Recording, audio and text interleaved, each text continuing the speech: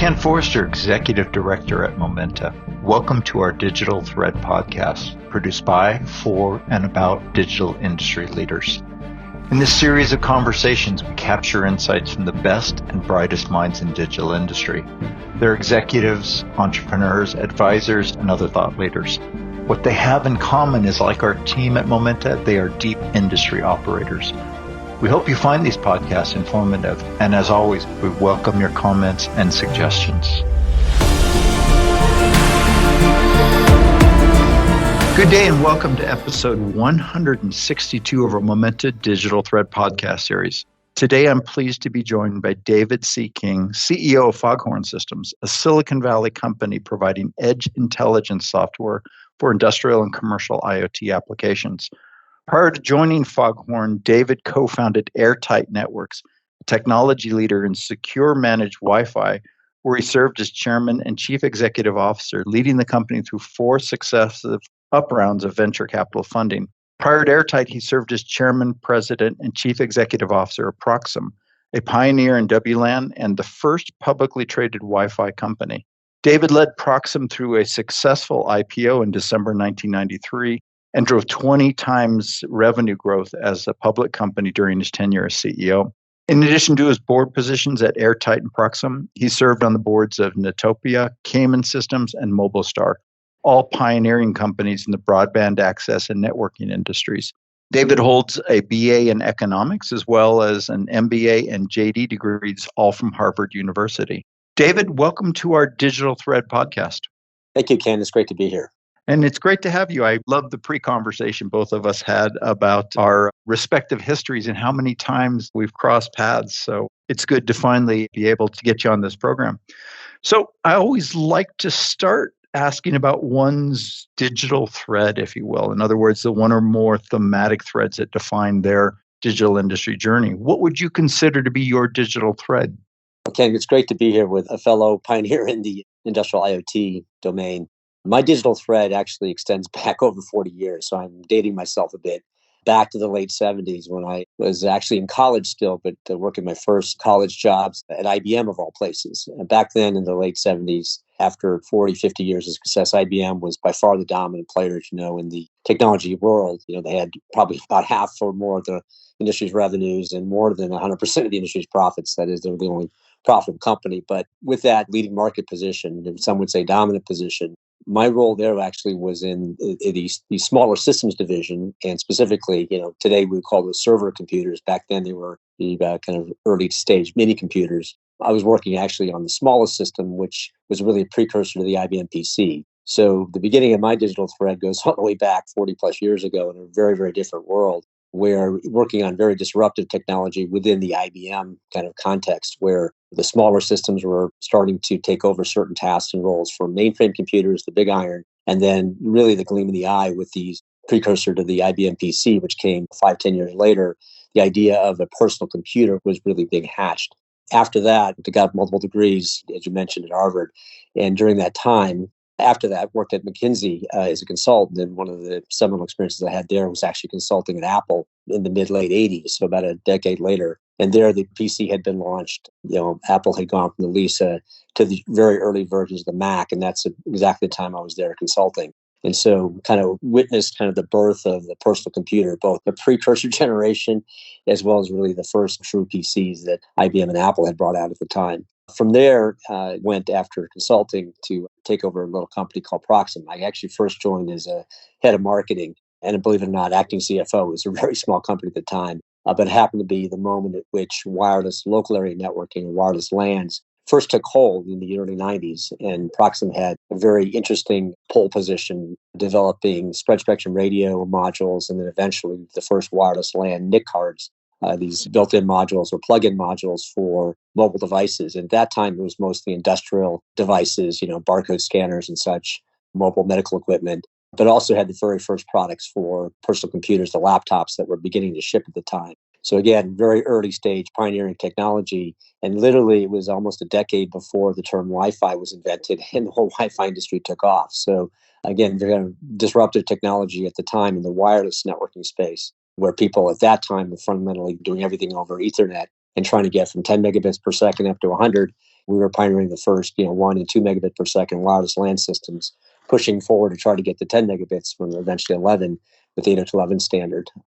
From there, we went to AirTight Networks in the early 2000s. Co-founded a company, AirTight, in 2004 and 5. And that company was the first to do secure cloud-managed Wi-Fi, along with other pioneering companies like Meraki. And so we went from wireless LANs plugged into computers and access points that cost thousands of dollars hung on the walls or in the drop ceilings into a world where Wi-Fi was starting to be embedded in laptops and in smartphones. And this was a company that went into the cloud and provided a wireless LAN system that had built-in intrusion protection. So fundamentally kind of pioneering and disruptive technology in the Wi-Fi world for over 20 years.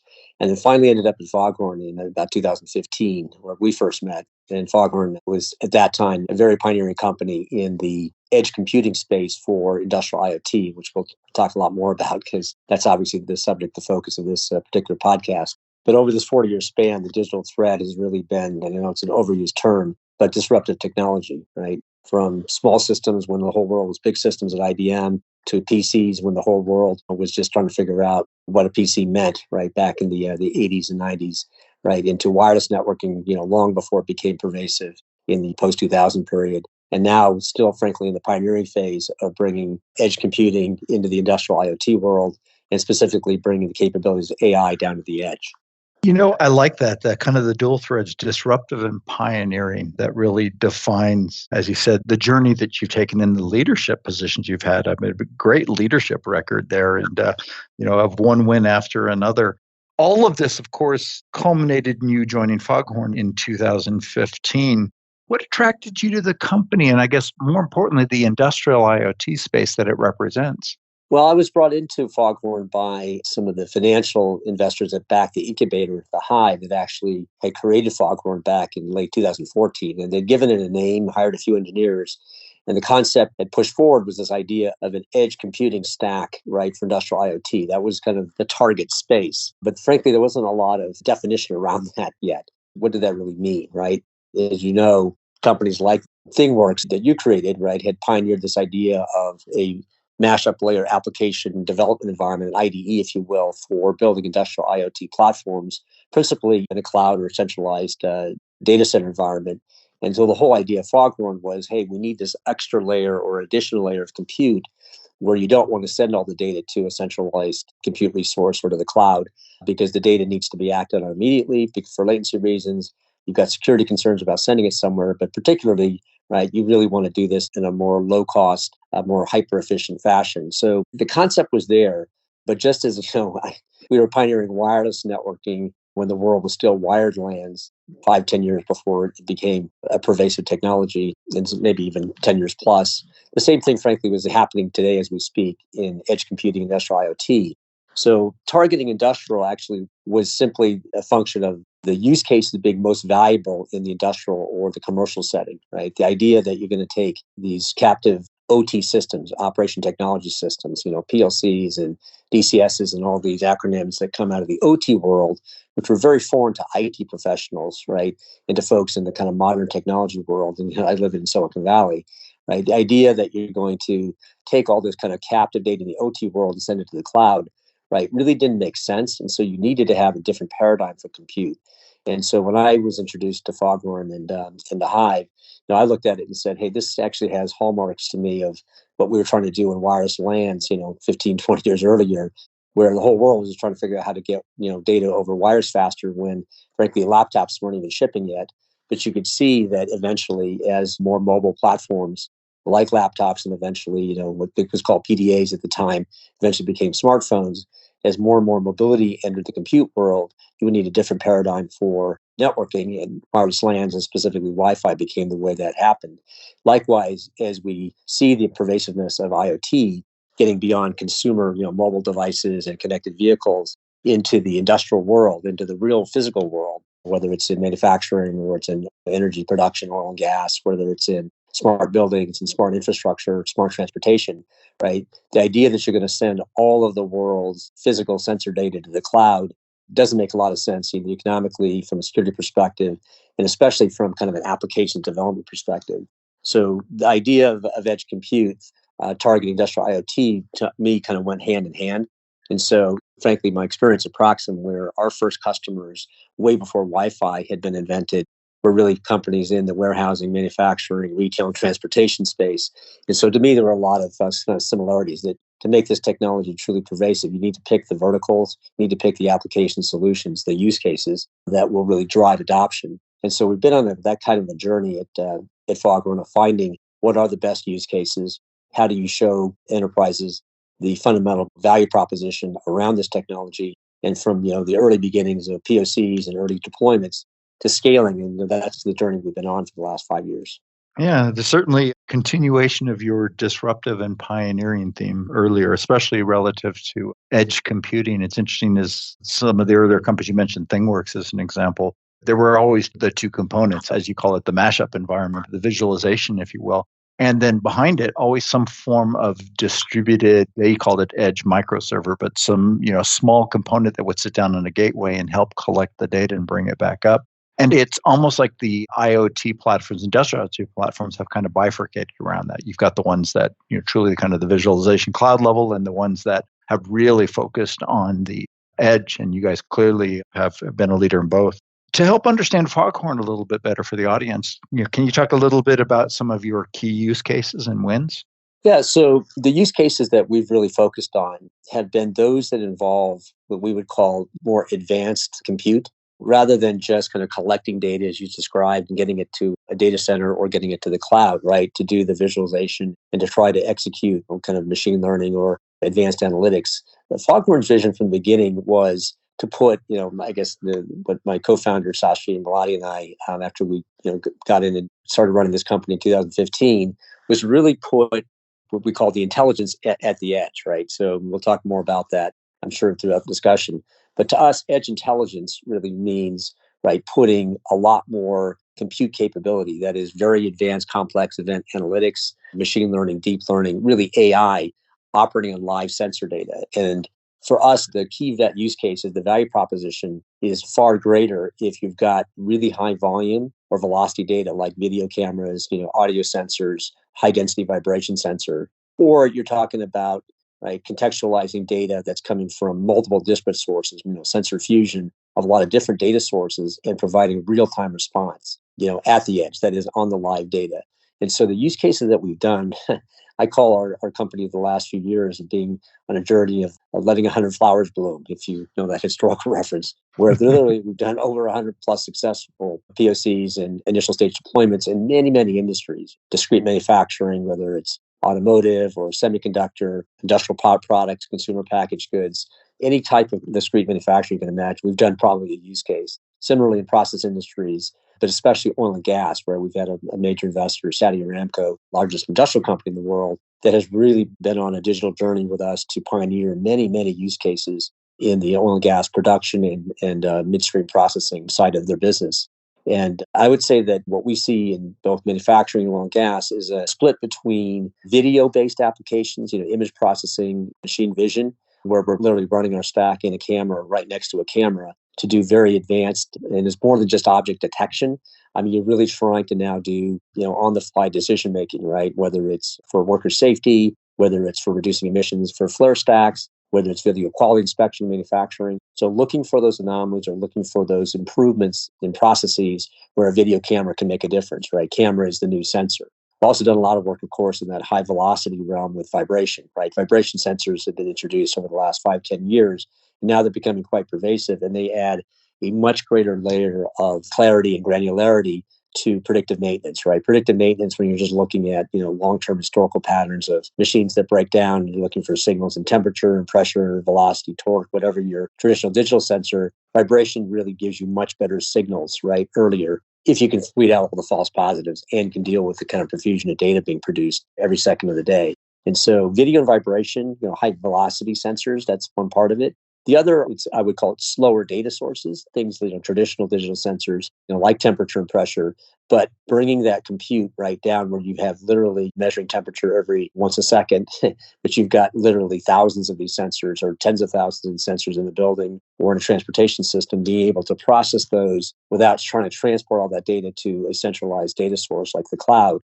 where frankly it's just not very efficient and it costs a lot of money to store that data, much less transport it, right? Really what you want to do is find use cases where you can drive kind of immediate business value. So we've done a lot of work recently in energy management, where especially specifically around HVAC optimization, where 60% of the bill of anybody's utility bill a month is HVAC.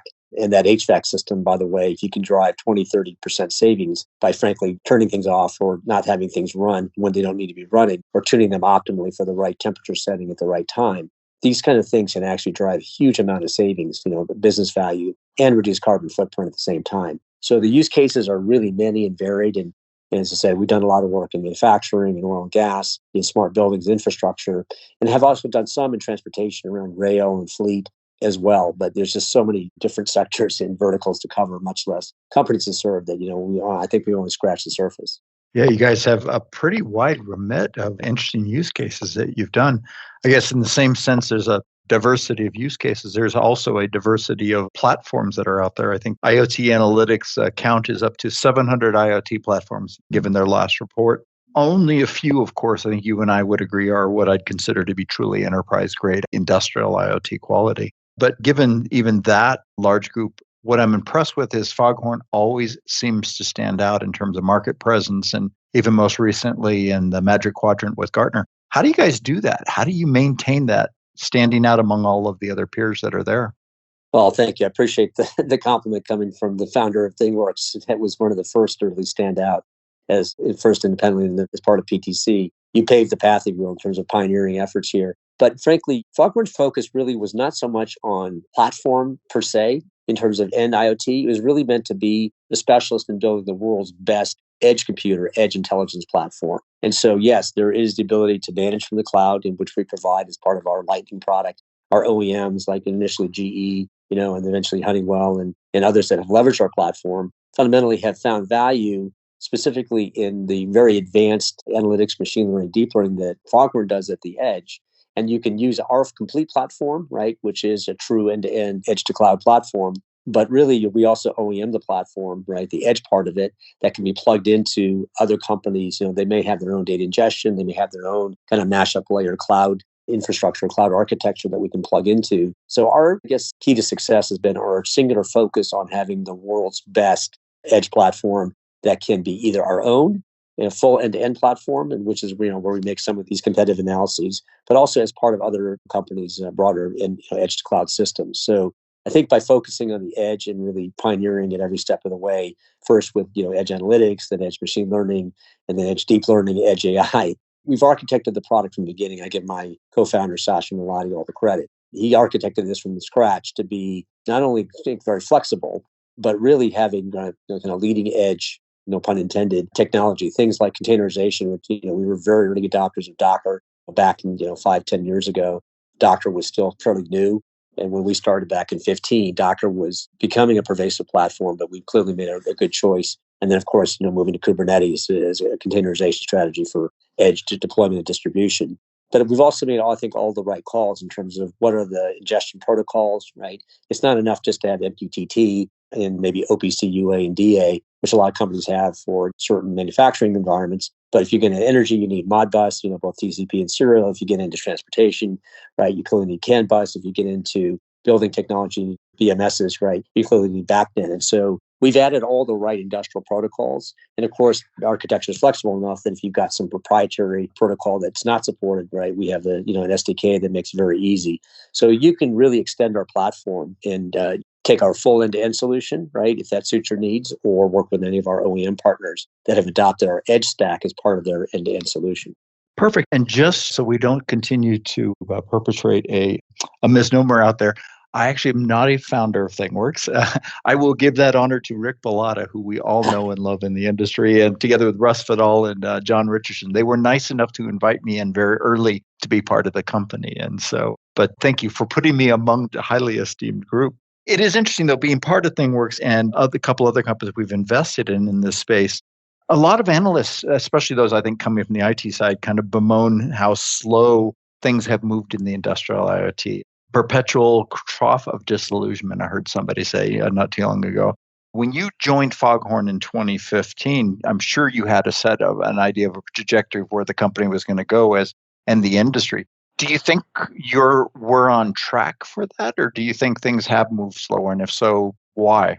Well, early on, frankly, one of your colleagues that recently joined Momenta, Mike Dolbeck, who was our Series A co-lead investor from GE Ventures at the time, I think said it best, which is there's built-in friction and barriers to adoption for industrial in any of the industrial sectors that we're serving, right? Whether it's manufacturing, oil and gas, smart infrastructure, transportation, all of those sectors, they're massive sectors, right? They're half the world's GDP, but they're also notoriously slow to adopt new technology, right? I mean, they really are focused on their OT systems, which were kind of firewalled or air gapped off of IT systems. They didn't want to be susceptible to security breaches, and they didn't want to have any disruption of real time production. And so we come to the industry knowing that there are some built-in barriers to adoption and built-in friction in the system, as I talked about it with Mike way back. But just as Mike really saw the value back then in how GE with Predix could leverage the next instantiation, if you will, of value in IoT was going to be the edge, not simply in the cloud, we knew it was going to be a slow pace. So I always joke that, hey, this could take decades, right, to play out. And so one of the questions I had for the investors that brought me in is, do they know what they're signing up for, right? These are financial investors who invest in value companies whose typical life cycle might be, 5 to 7 years before you monetize.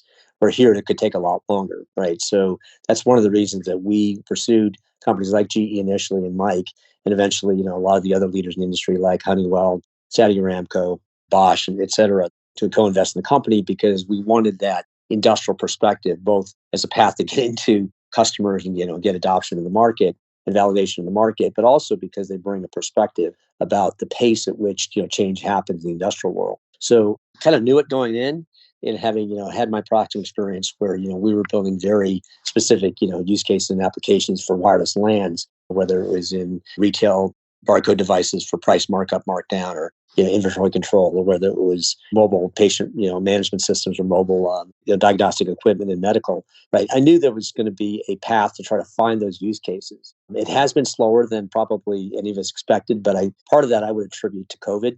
Frankly, we were starting to really scale, I think, a few years back, 2, 3 years ago, with these 100 flowers of use cases that we were doing, and starting to find the ones that really had a lot of scalability attached to them, whether in their customer base when COVID hit. And then, frankly, not being able to get to plants and work with operators definitely slowed everybody down, right? So that threw a curveball to the whole industry, which we're still only now beginning, I think, as an industry to come out of. Where now, the digital transformation efforts, the investments in IoT and all these different IoT-related technologies is just starting to pick back up again. So I'd say, COVID definitely didn't help us and it probably hurt the cause for many who were starting to get traction. Unfortunately, we had enough staying power with a lot of our big customers, especially like Saudi Aramco and oil and gas and some of our bigger manufacturing customers to keep going.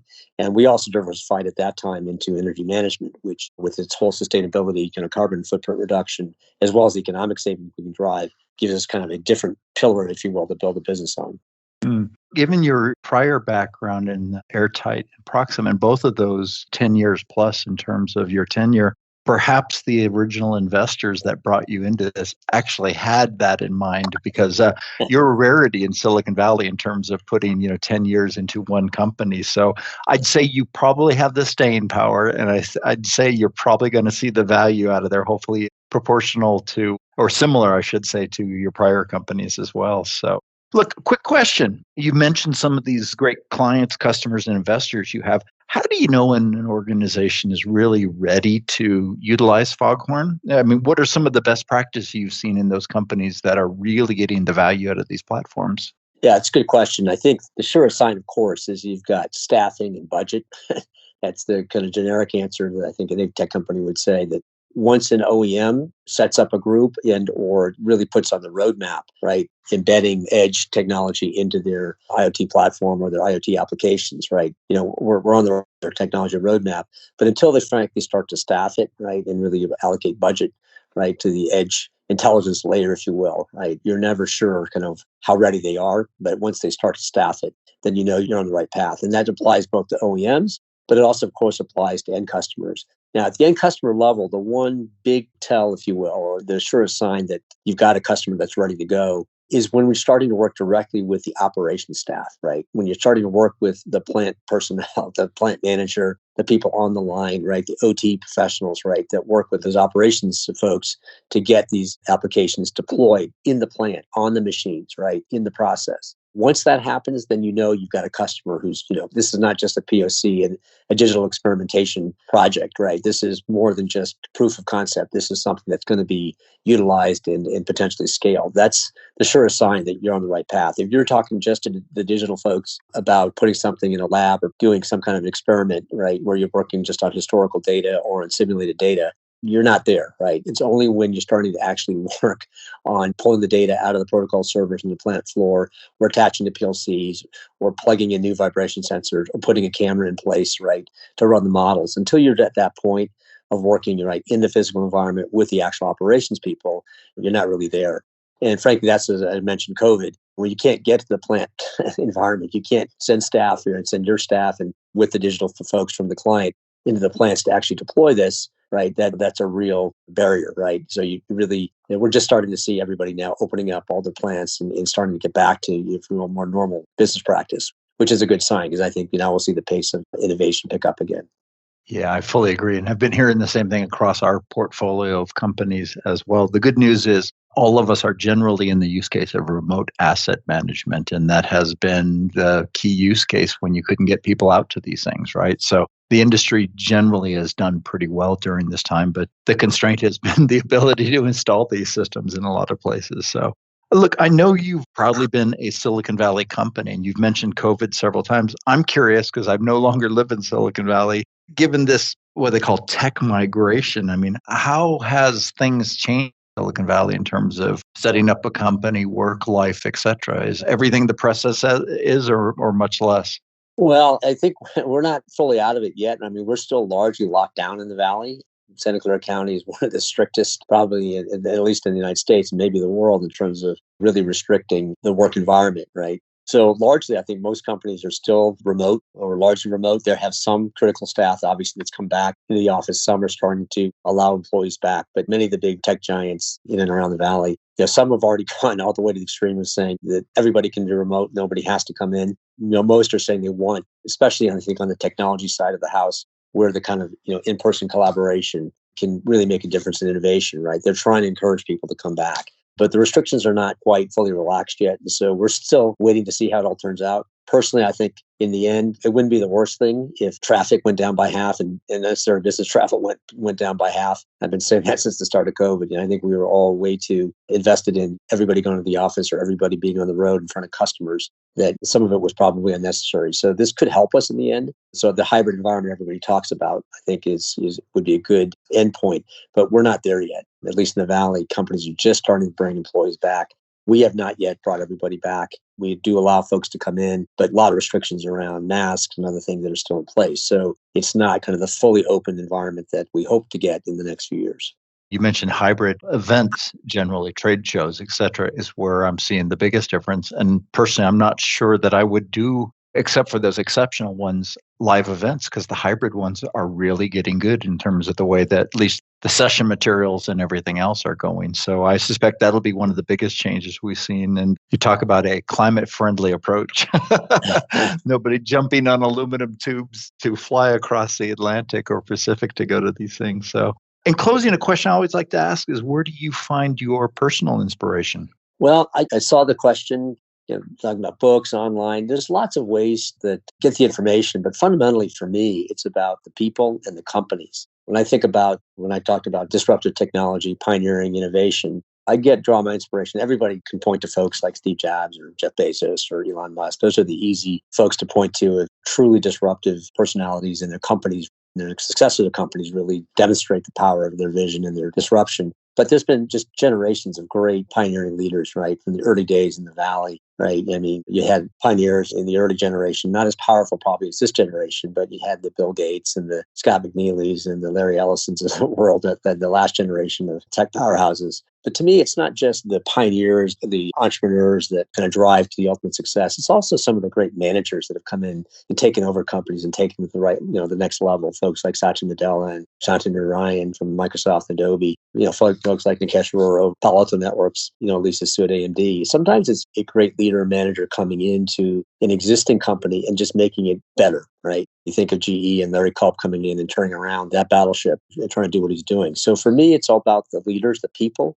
That's really what inspires me, right? So whether I'm learning about them, whether it's on television or online, or it's reading about it in books, it's really just the story of the people and then the organizations that they lead and the powerhouses that those companies become. I mean, literally, I just started jotting down names when I saw the question. It came up with, 2 dozen, 3 dozen of these powerful leaders, and learning about their personal journeys and what they've done to transform their organization and drive them forward, right? There's just so many success stories in technology. And that's really what inspires me. I'd put your name among those as well, given your serial entrepreneurial history and certainly your successes and the success that FogHorn undoubtedly will be. So, David, thank you for sharing this time and these insights with us today. Thank you. Great to speak with you. Yes, as well. So this has been David C. King, CEO of FogHorn Systems, and if I may, a serial disruptive and pioneering digital leader. Thank you for listening, and please join us next week for the next episode of our Digital Thread podcast series. Thank you, and have a great day. You've been listening to the Momented Digital Thread podcast series. We hope you've enjoyed the discussion, and as always, we welcome your comments and suggestions. Please check our website at Momenta.one for archive versions of podcasts, as well as resources to help with your digital industry journey. Thank you for listening.